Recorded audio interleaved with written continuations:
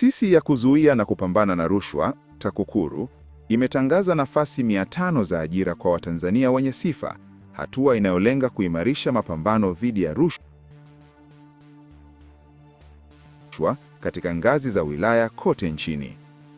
Kwa mujibu wa tangazo hilo, nafasi zilizotangazwa zinahusisha ofisa uchunguzi 250 pamoja na wachunguzi wasaidizi 250 watakaofanya kazi katika ofisi za TAKUKURU wilayani.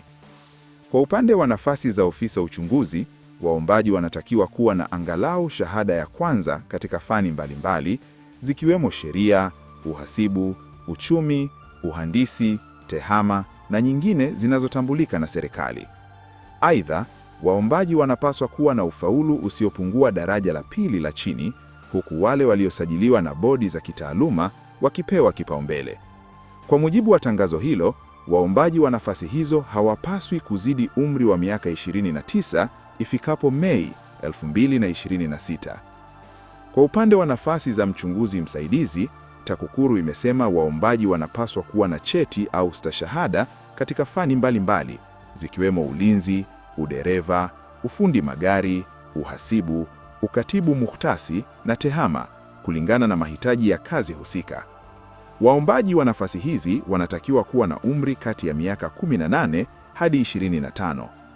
Mbali na sifa za kitaaluma, taasisi hiyo imesisitiza kuwa waombaji wote wanapaswa kuwa na uadilifu wa hali ya juu, kutokuwa na rekodi ya uhalifu na kuwa tayari kufanya kazi katika wilaya yoyote Tanzania bara.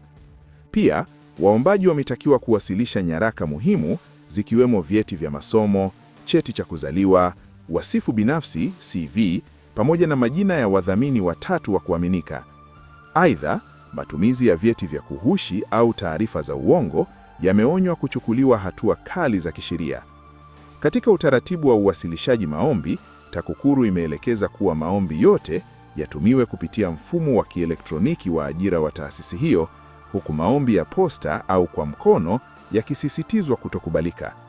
Barua za maombi zinapaswa kuelekezwa kwa mkurugenzi mkuu wa TAKUKURU, makao makuu yaliyopo Dodoma.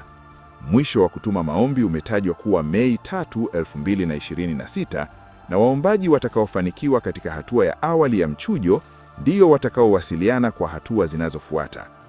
Tangazo hilo linatarajiwa kuvutia maelfu ya vijana nchini, hasa ikizingatiwa changamoto ya ajira na umuhimu wa taasisi hiyo katika kusimamia uwajibikaji na matumizi sahihi ya rasilimali za umma.